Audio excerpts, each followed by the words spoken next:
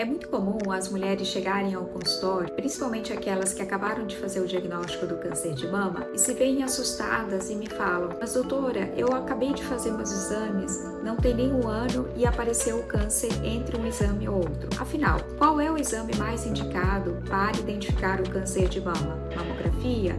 Ultrassom? Ressonância? Quando devemos iniciar esses exames de rastreamento? Aos 40 anos? Mais cedo se tem câncer na família? Ou mesmo, qual é a frequência que eles devem ser repetidos? Uma vez por ano é o suficiente? Ou a cada 6 meses? Ou até a cada 2 anos? O assunto de hoje é rastreamento para o câncer de mama. É o que eu vou explicar nesse vídeo e dar o passo a passo de como que a gente define o melhor rastreamento para cada mulher. Meu nome é Roberta Galvão, eu sou oncologista, especialista em oncogenética e através da genética eu quero ajudar você a tratar e principalmente a se prevenir contra o câncer. Fique atento a esse vídeo até o final.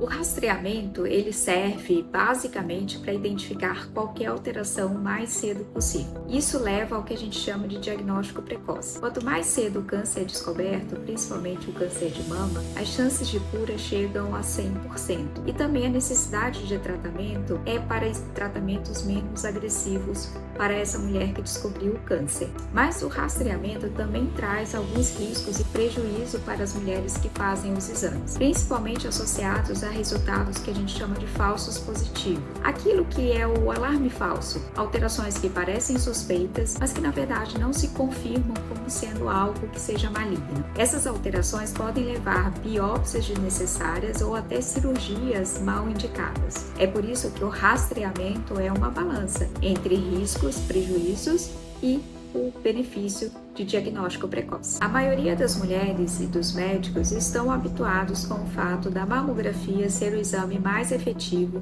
para o rastreamento do câncer de mama, principalmente em mulheres de risco médio. O que são mulheres de risco médio? São aquelas que têm o risco de desenvolver o câncer de mama durante a vida, que é estimado em torno de 12,5%. Por muito tempo, foi recomendado para essas mulheres a mamografia a partir dos 50 anos. Mas com as atuais evidências mostrando um aumento na incidência do câncer de mama em mulheres jovens, houve um aumento do benefício da mamografia nas mulheres a partir dos 40 anos. E a última atualização do guideline americano do Task Force passou a recomendar o rastreamento com mamografia para as mulheres a partir dos 40 anos. Por outro lado, mulheres com alto risco para desenvolver o câncer de mama, quem são essas mulheres de alto risco? Aquelas que têm um risco estimado de desenvolver a doença durante a vida até os 80 anos, próximo a 20%, as evidências mostram que há necessidade de exames adicionais como a ressonância de mama, em um intervalo talvez menor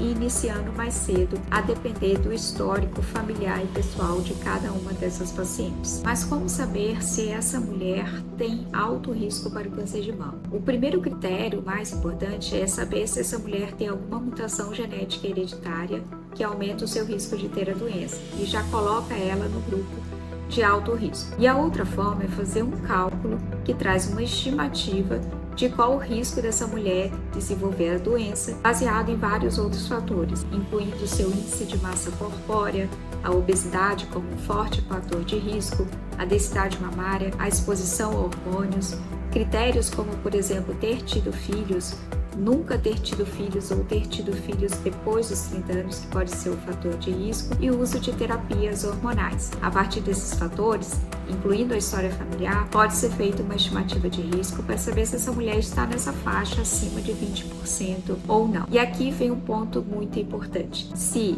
o rastreamento é uma balança entre riscos, prejuízos e benefícios, é muito importante a gente identificar essas pacientes de alto risco onde o impacto do rastreamento é maior e é mais eficiente do que para mulheres de baixo risco, onde os prejuízos são maiores do que os benefícios. A chave, então, que é a recomendação mais atual, é o rastreamento baseado em risco e não baseado apenas pela idade. A partir da identificação do risco individual de cada mulher, pode ser definido em qual é a idade que vai se iniciar esse rastreamento e qual vai ser esse plano de quais exames vão ser necessários e qual é a frequência com que eles vão se repetir. Mas afinal, como será feito esse cálculo de risco para cada paciente? Existem diferentes calculadoras de risco, que são na verdade programas no computador que nós médicos utilizamos para fazer essa estimativa de risco de cada paciente. Esses programas, na verdade, são modelos matemáticos, onde são incluídos fatores de riscos pessoais da paciente.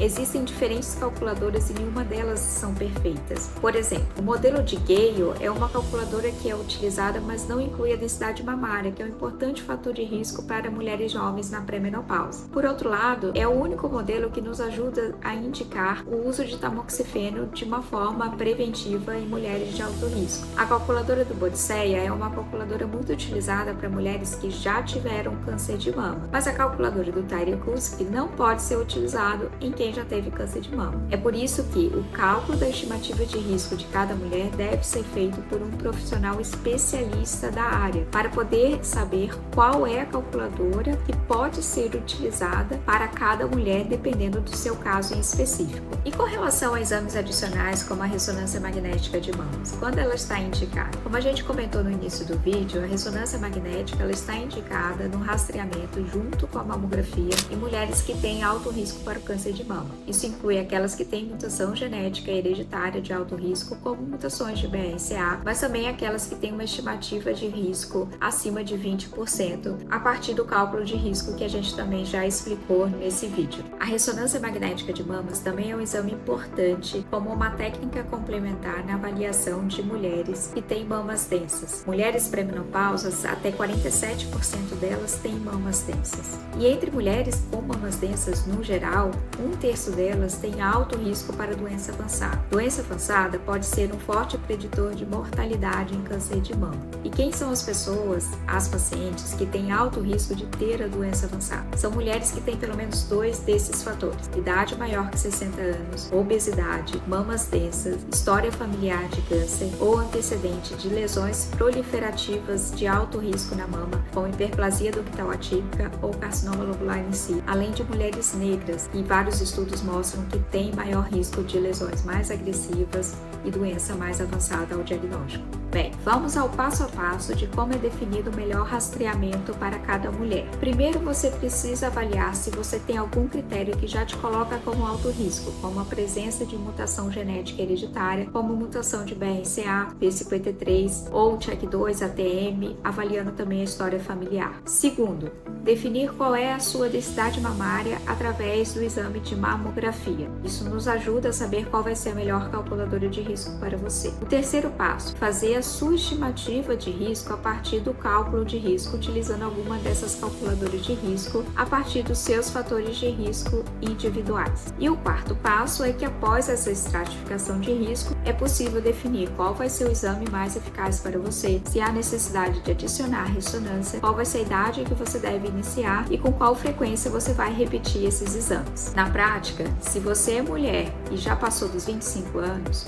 você deve fazer a sua primeira avaliação de risco de câncer, onde será feito todo esse passo a passo para definir qual vai ser o programa de rastreamento para você. Mas prevenção inclui não só rastreamento, que é detecção precoce, como também prevenção primária, onde a gente foca nos fatores de risco que são modificáveis, como o peso, como terapias hormonais, que podem afetar o seu risco e podem ser modificáveis. É por isso que após a avaliação genética inicial, é importante um acompanhamento na oncogenética para que seja reavaliado esses fatores de risco que são modificáveis e possa ser recalculado o risco e redefinindo a necessidade de exames de rastreamento, a frequência e quais os exames melhor atualmente para cada uma dessas mulheres. Bem, hoje em dia todo mundo fala que é para você colocar os seus exames em dia, mas afinal, que exames são esses? Quando que você deve iniciar e quando que você deve repetir? Sempre é uma incógnita. E hoje não temos dúvida que o melhor rastreamento é aquele baseado no seu risco individual. É por isso que é muito importante você fazer a sua avaliação de risco para definir qual é o rastreamento ideal para você. Mas lembrando-se sempre que prevenção não é só exames de rastreamento. A prevenção começa antes do câncer aparecer, antes do diagnóstico precoce. E é através do